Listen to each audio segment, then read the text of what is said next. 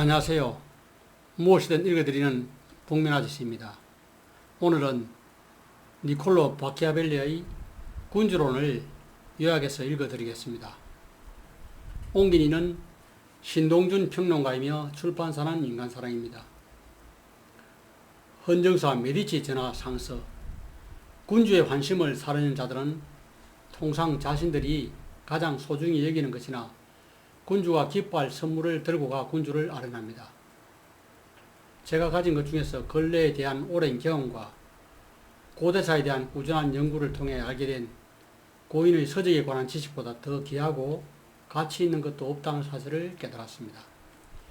이제 이런 것들을 소상히 관찰한 결과를 한 권의 소책자로 만들어 전하께 바치려 합니다. 저처럼 비천한 자가 감히 군주의 통치를 원하고 그 원칙을 제시고자 하는 것이 무례한 소행으로 비춰지지 않았으면 합니다. 백성의 본성을 잘 알려면 군주의 입장, 군주의 본성을 잘 알려면 백성의 입장에 설 필요가 있습니다. 군주와 국가, 군주국은 얼마나 많고 그 성립 배경은 무엇인가? 지금까지 사람을 지배해온 국가나 통치체계는 예 없이 공화국 아니면 군주국이다. 세습 통치에 익숙한 세습 군주국은 신생 군주국보다 훨씬 쉽게 나라를 보존할 수 있다고 말할 수 있다. 기존 질서를 바꾸지 않고 새로운 상황에 적절히 대처하는 것만으로도 충분하기 때문이다. 신생 군주국이야말로 건국 직후부터 어려운 문제에 봉착하게 된다. 통상 신생 군주는 휘하 군사 또는 정복에 따른 많은 가혹 행위로 인해 점령지 백성에게 피해를 끼칠 수밖에 없는 상황에 처하기 마련이다. 영토 확장 과정에서 해를 입은 사람들이 군주의 직이 되는 이유다. 반란으로 상실한 정복지를 재차 정복할 경우 쉽게 잃는다. 반란에서 교훈을 얻은 군주가 권력 기반을 더욱 강화하기 위해 반역자를 처벌하고 요주의 인물을 찾아내고 약점을 보완하는 등 더욱 무자비하고 단호하게 처신하기 때문이다. 군주가 현재 몸을 위해 직접 다스려야만 어떤 혼란이 빚어져도 초기에 신속히 그 원인을 찾아내 대처할 수 있다. 이민을 통한 식민지 경영은 다른 어떤 방안보다 비용이 적게 들고 더 믿을 만하고 피해도 훨씬 적다. 군주가 염두에 두어야 할 사항은 무릇 백성이라 다정하게 다독이거나 아니면 철저히 제압해야 하는 대상이라는 점이다. 사람은 작은 피해에 대해서는 보복을 꾀하지만 엄청난 피해에 대해서는 감히 보복할 염두를 내지 못하는 법이다. 부득불 백성에게 피해를 끼칠 경우 그들의 보복을 두려워할 필요가 없을 정도로 철저히 제압할 필요가 있다. 이주민 정착을 또한 식민지 건설 대신 군대를 주둔하는 방안을 택할 경우 비용이 훨씬 많이 든다. 언어와 습관이 다른 지역을 다스릴 때 세심한 주의가 필요하다. 군주는 인접한 약소국의 맹주 겸 보호자 역할을 수행해야 한다. 점령지 주변의 강국을 약화시키기 위해 부단히 노력하면서 돌발 잣대를 구실로 강력한 외부 세력이 개입하는 것을 차단하기 위해 만반의 준비를 갖추는 게 그것이다. 로마인들은 자신들이 점령한 지역에서 그들은 이주민을 보내 식민지를 세우고 약소국에 대해서는 우호관계 체계를 통해 그들이 스스로 힘을 키우지 못하게 했다. 강국에 대해서는 힘으로 제압했다. 해당 지역에서 그 어떤 외세도 영향력을 행사하지 못하도록 조치한 것이다. 당시 로마는 약소 세력인 야카이아 동맹과 아이톨리아 동맹에 대해서는 관대하게 대하는 한편 강대 세력인 마케도니아와 안티오키아에 대해서는 그 위세를 꺾어놓거나 축출시키는 등 강경하게 대처했다. 로마인은 앞으로 있을 재난을 미리 대비한 덕분에 늘 적절한 대책을 강구할 수 있었다. 루이 12세의 5가지 실제. 자신에게 도움을 줄 수 있는 약소 세력을 없애버린 것. 막강한 권리에 지닌 알렉산드로 6세의 로마 교회 세력을 강화시킨 것. 페르난도 2세와 같은 강력한 외세를 끌어들인 것, 정복지에 거주하며 다스리지 않은 것, 이주민을 보내 식민지를 개척하지 않은 것, 이것이 루이 12세의 롬바르디아 상실은 그간 점령지 유지를 위해 노력한 역대 군주의 원칙을 하나도 준수하지 않은 것에 따른 것이다. 남을 강하게 만들어주는 자는 끝내 자멸을 초래한다. 강해지는 자는 도움을 주는 자의 술책이나 무력을 통해 힘을 키우기 마련이다. 막강해진 자가 늘 술책과 무력에 의심의 눈길을 보내는 이유다. 점령과 반란.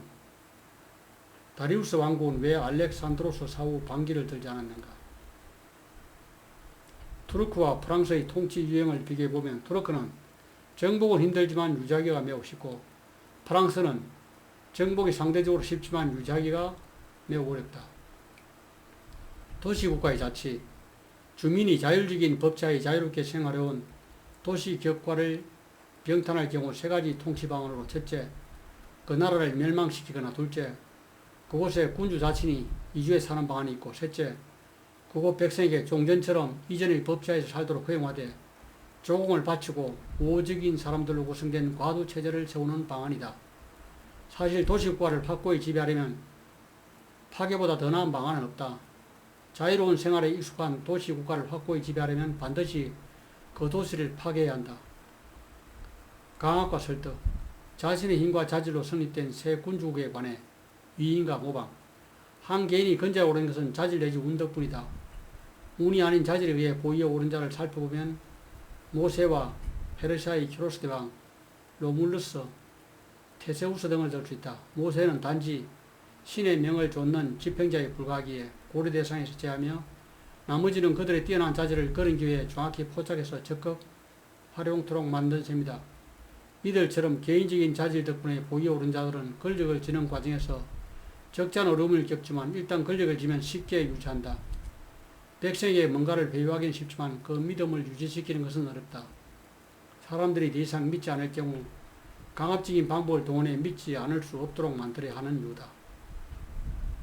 신의와 배신, 타인의 힘과 호의로 성립된 새 군주국에 관해 오로지 운에 의해 일개 시민에서 군주가 된 자는 등급 과정에서 별다른 어려움을 겪지 않지만 보위를 유지하는 데는 상당히 어려움이 따른다. 갑자기 보위에 오른 자는 자신의 무릎 위에 안겨준 운을 보존하기 위해 신속히 임기응변할 줄 아는 자질을 지니고 있어야 한다.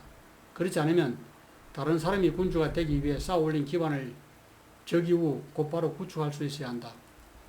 신생 군주국의 군주는 적에게 효과적으로 대처하며 동맹을 확보하는 일, 무력 또는 기만술로 승리를 거두는 일, 백성들로부터 사랑을 받으면서 두려움의 대상이 되는 일, 군대로부터 복종과 존경을 확보하는 일, 군주에게 해를 끼치거나 끼칠 수 있는 자들을 제거하는 일, 낡은 법제를 혁신하는 일, 엄격하면서도 친절하고 고결하면서도 관대하게 처사하는 일, 불충한 군대를 해체하고 새로운 군대를 조직하는 일, 여러 군주 및 영주와 동맹을 맺음으로써 기꺼이 돕게 만들고 최소한 해를 끼칠 때도 주저하게 만드는 일 등이 그렇다.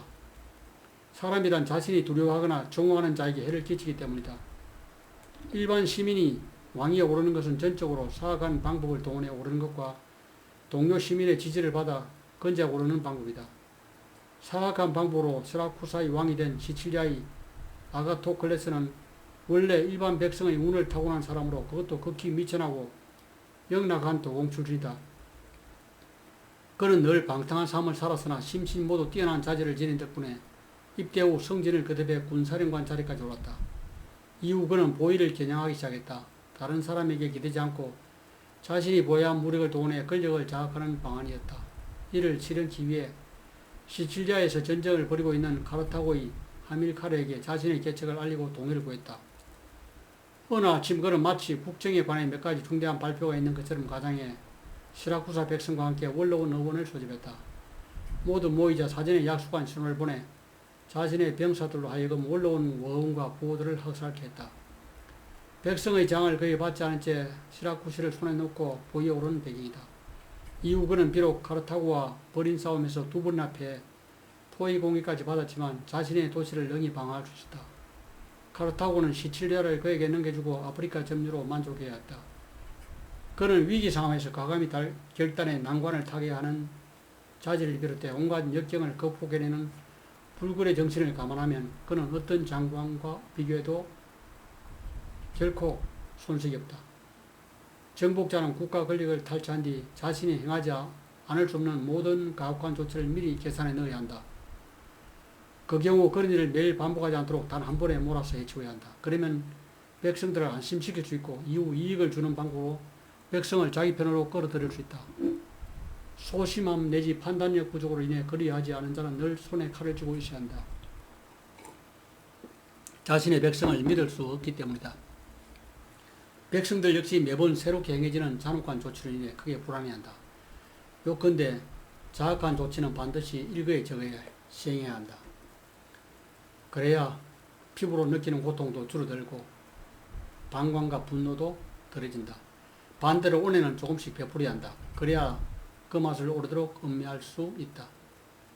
그러나 군주에게 무엇보다 중요한 것은 늘 백성과 함께 사는 것이다. 시민 군주국 유형. 군주정은 백성과 귀족 가운데 어느 한쪽이 기회를 잡아 권력을 장악했을 때 나타난다. 귀족은 자신들이 백성의 압력을 감당할 수 없다는 사실을 깨달을 때 무리들 가운데 1인을 전면에 내세워 군주로 삼는다. 군주의 부하에 자신들의 욕망을 충족시키려는 속셈이다. 마찬가지로 백성들 역시 귀족에게 대항할 수 없다는 사실을 깨달을 때 무리들 가운데 1인을 전면 내세워 군주로 삼는다. 그의 권위를 방패로 자신들의 이익을 지키고자 하는 것이다. 귀족의 도움으로 보위에 오른 군주는 백성의 도움으로 등극한 군주의 경우보다 권력 유지가 훨씬 어렵다. 스스로 군주와 대등하다고 여기는 자들이 주변에 포진해 있기 때문이다. 자신이 의도한 대로 명을 내리거나 다룰 수 없는 이유다. 백성의 지지로 보위에 오른 군주는 홀로 우뚝 설 수 있다. 주변에 복종할 마음이 없는 자가 거의 없거나 극히 소수에 지나지 않기 때문이다. 군주가 적대적인 백성들과 맞닥뜨렸을 때 생각할 수 있는 최악의 경우는 백성들로부터 버림받는 것이다. 적대적인 귀족은 군주를 버리고 때로는 직접적인 공격에 나선다. 그들은 성견점이 있고 교활한 까닭에 자신들의 이익을 지키기 위해 늘 앞서 움직이며 이기기를 바라는 쪽에 줄을 선다. 군주는 늘 백성과 함께 있으며 귀족의 도움이 없을지라도 능히 살아갈 수 있다. 언제라도 원하는 바에 따라 자기와 간직을 주거나 빼앗을 수 있는 권력을 지니기 때문이다. 백성의 지지. 백성의 지지를 받아 보위에 오른 군주는 늘 백성을 자기 편에 잡아두어야 한다. 백성의 소망은 귀족들로부터 억압당하지 않는 것이 전부인 까닭에 그리 어려운 일도 아니다. 영토와 권력. 군주국의 총력은 어떻게 측정하는가? 수비와 민심.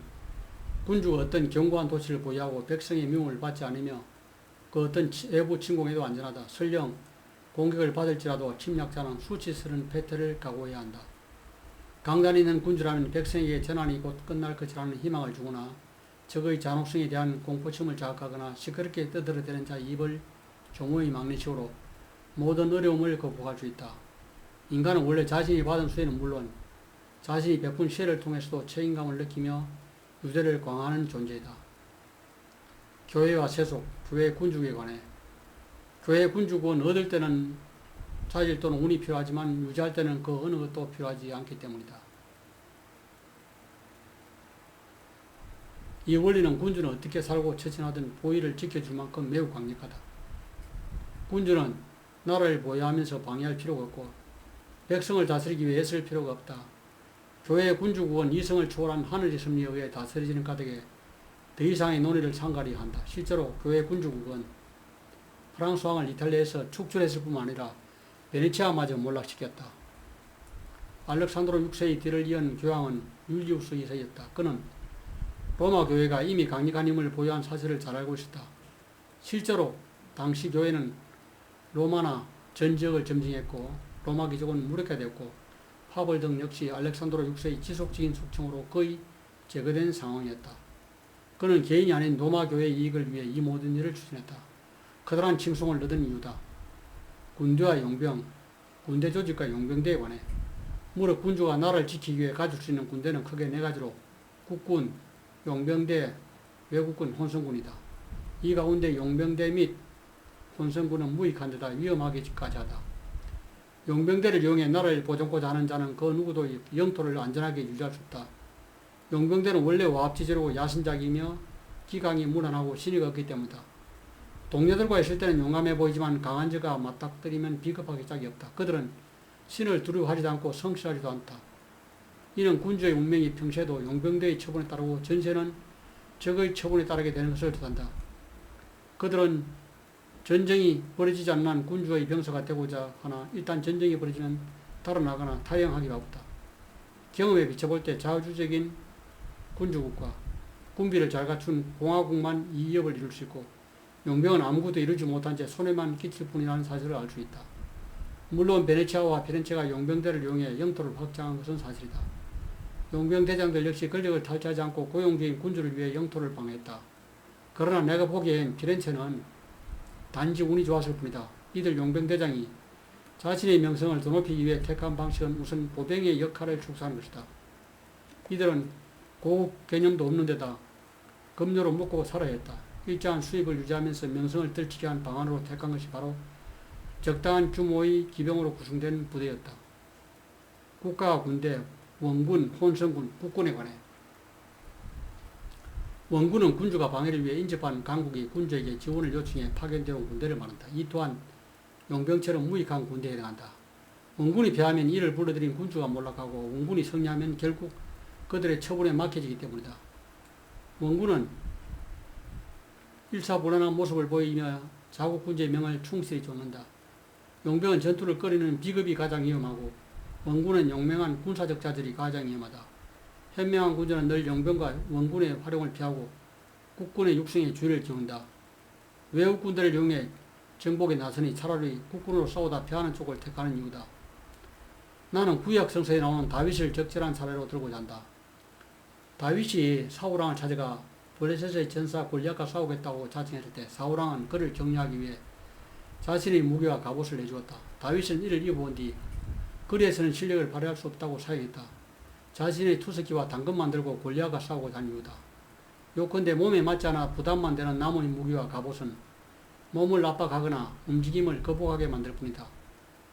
혼성군의 한계로 프랑스를 위에 빠뜨린 적이 있는데 그 내용을 보면 스위스 용병의 위신을 지나치게 높여줌으로써 프랑스 군대의 사기를 떨어뜨리고 자신의 보병을 해체하고 기병은 외국 군대에 의존하도록 만들면 스위스 용병과 함께 싸우는 관행을 정착시켜 마침내 스위스 용병이 없이는 이길 수 없다는 생각을 품도록 만들고 실제로 프랑스는 무력면에서 스위스만 못하고 스위스 용병이 빠진 프랑스 군대는 적에게 허역한 군대로 보이게 됐다. 요컨대 어떤 군주든 자체적으로 군대를 보유하지 못하면 결코 안전할 수 없다. 전쟁과 훈련, 군주는 군사를 어떻게 조직해야 하는가? 군주는 어당 전쟁과 전술 및 훈련 등 군사 문제를 제기한 그 밖의 목표와 관심 및 직업을 갖춰서는 안 된다. 전쟁은 통치자에게 요구되는 유일한 전문가이다. 군사 문제를 팽개쳤지 안락한 삶을 추구한 군주가 나라를 잃는 이유다. 무력을 보유하지 않으면 다른 후보가는 차치하고서라도 무엇보다 먼저 백성의 경멸을 차게 된다. 군주는 전쟁 이외의 딴 생각을 해서는 안 된다. 평시에 오히려 전시보다 군사훈련에 더 많은 관심을 기울여야 하는 이유다. 실천 방안은 신체와 정신에 달린다. 평소의 훈련으로 정예병을 만들려는 취지다. 군주는 지적인 훈련과 관련해 사설을 숙독해야 한다. 현명한 군주라면 평소에도 게으름을 피지 않고 부지런히 자신의 입지를 강함으로써 불의의 역경에 대비해야 한다. 칭송과 비난. 인간들 특히 군주가 칭송과 비난을 받는 일에 관해 주의할 점은 악행 없이 권력을 보존하기 어려운 경우에는 악행으로 인한 오명도 크게 개의치 말아야 한다는 점이다. 모든 상황을 잘 고려할 경우 뛰어난 자질로 보이는 일을 행하는 게 오히려 파멸을 초래할 수 있고 반대로 악한 성향을 보이는 일을 행하는 게 오히려 안정과 번영을 가져올 수 있기 때문이다. 품명과 처신, 관대와 인식에 관해 관대하다는 세평은 바람직하나 군주가 실제로 그런 행동을 하면 오히려 큰 해를 입을 수 있다. 관대하게 처신한다는 세평을 듣기 위해 그처럼 행동하면 아무도 그것을 알아주지 않거니와 오히려 반대로 비난에 직면할 것이다. 군주가 백성들로부터 관대하다는 칭송을 듣고자 하면 사치스럽고 과시적인 혜택을 베풀어야 한다. 이런 허세는 이내 군주의 모든 자산을 탕진케 만든다. 군주가 관대하다는 세평을 계속 듣고자 하면 탐욕스러워질 수밖에 없고 결국 이는 백성에 대한 정서로 나타난다. 관대하다는 세평을 듣는 군주가 모든 방법을 동원해 백성을 수탈하는 이유다. 이는 백성의 정오를 부추기고 나아가 군주 자신 또한 가난해지는 결과를 합니다.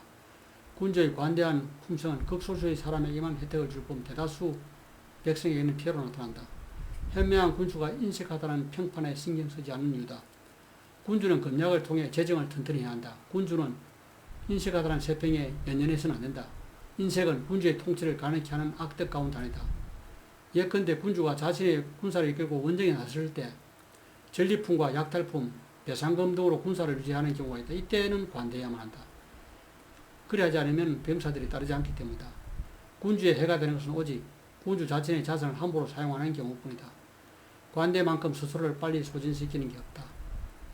폭정과 덕정, 가혹과 인자, 친애와 공포 가운데 어느 쪽이 나은지 대. 무릇 군주는 백성의 결속과 충성을 유지하기 위해서라도 가혹하다는 악평에 소연할 필요가 있다. 지나치게 인자한 나머지 많은 사람이 죽거나 약탈당하는 군주보다 일벌백계로 기강을 바로잡는 군주가 훨씬 인자하기 때문이다. 군자는 풍문의 길을 기울이거나 남에게 적대적인 자세를 취할 때는 늘 신중해야 한다. 그렇지 않으면 사람들이 공포를 느낀다. 그렇다고 우유부단해서는 안 된다. 적절히 신중하면서도 자유로운 모습을 보여야 한다. 신민은 군주가 은혜를 베푸는 동안 군주를 위해 온갖 충성을 바칠 것처럼 행동한다. 위험이 멀리 떨어져 있는 한 그들은 피와 재물은 물론 생명과 자식들까지 바칠 것처럼 행동한다. 그러나 절박한 위험이 닥쳐오면 이내 등을 돌리고 만다. 그들의 명성만 믿고 달리 대책을 강구하지 않은 군주가 위기 때 패망하는 이유다. 사람은 두려움을 불러일으키는 자보다 사랑을 베푸는 자를 해칠 때 덜 주저하게 마련이다. 사람은 사악한 까닭에 자신에게 이익이 되는 기회를 만나면 가차없이를 파괴한다. 이에 반해 두려움은 늘 처벌에 대한 공포를 주게 된다. 군주는 자신을 두려움의 대상으로 만들 때 사랑은 받지 못할지언정 정오를 사는 일만큼은 없어야 한다. 능히 두려움의 대상이 되면서 정오를 차지 않는 존재로 군림할 수 있기 때문이다. 무엇보다 중요한 것은 남의 재산에 손을 대지 말아야 한다는 것이다. 사람은 유산의 상실보다 부친의 죽음을 더 빨리 잊기 때문이다. 군주는 군사를 이끌고 출전해 많은 병력을 지휘할 때 가혹하다는 비난 따위는 신경 쓸 필요가 없다. 무릇 백성이 군주를 사랑하는 것은 자신의 선택에 따르게 마련이나 두려움을 느끼는 것은 군주의 선택 이하에 달려있다. 현명한 군주라면 백성의 선택이 아닌 자신의 선택을 기반으로 권력의 기반을 구축할 것이다. 윤리와 정치, 군주는 어떻게 약속을 지켜야 하는가? 군주는 선한 품성을 구비하지 못할지라도 마치 이를 구비한 것처럼 가장할 필요가 있다. 군주, 특히 신생 군주는 사람이 선하다는 평안한 덕목을 모두 따를 수 없다는 사실을 명심해야 한다. 국가를 보존하기 위해서는 종종 자비와 신의 신앙심과 반대되는 행동을 하는 경우가 있다. 군주는 운명의 방향과 세상사의 격변이 병하는 바에 따라 모든 상황에 적극 대처할 수 있는 자세를 지녀야만 한다. 사람은 통상 산으로 만져보고 판단하기보다 눈으로 보고 판단하기 마련이다. 사람들은 모두 군주를 볼 수는 있지만 직접 접촉할 수 있는 자는 드물기 때문이다. 경험을 통해 군주의 참모습을 파악할 수 있는 사람은 극소수에 지나지 않는다. 경멸과 정오. 경멸과 정오를 피하는 방법에 관해 군주와 정오의 대상이 되는 가장 큰 이유는 백성의 재산과 분의자를 빼앗는 데 있다. 군주가 경멸 대상이 되는 이유는 변덕이 심해 경박하며 유약하고 소심해 우유부단한 모습을 보인 데 있다. 군주는 항해자가 암초를 피하는 듯 이를 피해야만 한다. 모반에 대한 최선의 대책 가운데 하나는 군주가 백성들로부터 정오를 차지하는 일이다. 모반을 꾀하는 자들은 하나같이 군주의 시혜가 민심에 봉할 수 있다고 생각한다. 모반자는 늘 모반의 실행에 앞서 커다란 공포 속에서 살게 되고 백성의 지지를 받는 군주에 대한 모반을 꾀할 경우 모반을 실행한 이후에도 커다란 공포에 시달리게 된다. 통상 백성은 평화로운 삶을 바라기에 온건한 군주를 원하고 군인은 잔혹하고 오만스러운 탐욕스러운 호전적 군주를 좋아한다. 게다가 군인은 군주의 학정 덕분에 금욕 올라가고 자신들의 탐욕과 잔악성이 자연스럽게 배출되기를 바란다. 마음속 깊이 맺힌 원한에서 비롯된 암살은 아무리 군주라도 피할 수 없다. 죽음을 두려워하지 않는 자는 군주를 암살할 수 있다. 강압과 해교. 요새의 구축 등은 유용한가 무용한가. 어머니 여지없이 군주는 자신을 향해 밀려드는 온갖 시련과 재앙을 극복할 때 위대해진다. 통상 군주는 나라를 안전하게 다스리기 위해 요새를 구축해왔다. 요새는 반란을 꾀하는 자들에게 일종의 재갈이나 굴레로 작용하고 갑작스러운 공격을 받았을 때는 안전한 피신처로 가능하다. 신성과 중립. 군주가 어찌해야 명성을 얻을 수 있는가? 군주는 전쟁등이 빚어졌을 때 스스로 우적 여부를 분명히 밝혀야 한다. 한쪽을 지지하며 다른 한쪽을 반대하는 입장을 명백히 밝힐 때 커다란 존경을 받을 수 있다. 이는 중립을 취하는 것보다 늘 유리하다. 군주는 학문과 예술에 거장을 한대하고 각종 기회의 달인에게 명예를 수여함으로써 자신이 탁월한 자질을 애호가라는 사실을 널리 보여주어야 한다. 측근과 강요, 군주의 주변 참모에 관해 군주의 대리인인 강요의 선임은 군주에게 매우 중요한 일이다. 유능한 강요 임명은 군주의 분별력에 달려있다. 군주의 분별력을 알려면 측근을 보면 된다. 측근이 유능하고 충성스러우면 분별력이 있다고 평할 수 있다. 아첨과 조언. 아첨을 어떻게 표할 것인가? 사람은 누구나 높은 자존의식을 지니고 있는 까닭에 판단을 거르치곤 한다. 형군이 사려 깊은 자를 강간으로 이용해 그들에게만 진실을 자유롭게 개전할 수 있도록 허용한 이유다. 이는 군주가 하문을 하는 때 한해서만 가능토록 하고 아무 때나 불쑥 말하게 해서는 안 된다. 불추한 군주는 주변 사람들로부터 여러 조언을 들을지라도 다양한 견해를 하나로 녹일 능력이 없는 까닭에 결정적인 조언을 얻을 길이 없다. 패망과 존속. 이탈리아 군주는 왜 나라를 잃었는가? 효과적이고 안전하며 영구적인 방어책은 오직 군주 자신의 자질에 의존하는 것밖에 없다. 인간과 운명. 인간의 운명이 얼마나 지배되고 이를 어떻게 극복하는가? 운명에 저는 자신에게 감히 대항고자 하는 자질이 없는 자에게 그 위력을 발휘한다. 통상적인 경우 신중한 접근보다는 과감한 접근이 낫다. 조국과 해방. 야만족 압제에서 벗어나고 이탈리아 해방을 위한 공부. 이탈리아 현황을 보건대 이제 기계를 걸 대상은 오직 전하의 가문밖에 없습니다. 운과 자질을 겸비하고 있고 전하의 가문이 수장으로 있는 조의 신으로부터 공의 비호를 받고 있기 때문입니다. 나라를 구하는 데 선봉에 설 수 있는 위치에 있는 셈입니다. 전하는 그 어떤 일이 있어도 이번 기회를 놓쳐서는 안됩니다. 이탈리아가 그토록 오랫동안 나라를 구할 지도자를 갈망해 왔기에 그렇습니다. 전하의 깃발 아래 우리의 조국 이탈리아는 다시 숭고해지고 전하의 가르침 밑에서 다음 구조를 실현할 수 있을 것입니다. 뛰어난 자질로 폭증에 맞서니 무기를 손에 들자. 싸움은 순식간에 끝나리라. 옛날 로마인의 용기가 이탈리아인 가슴에 살아있기에. 이것으로 책을 귀하게 드렸습니다. 감사합니다.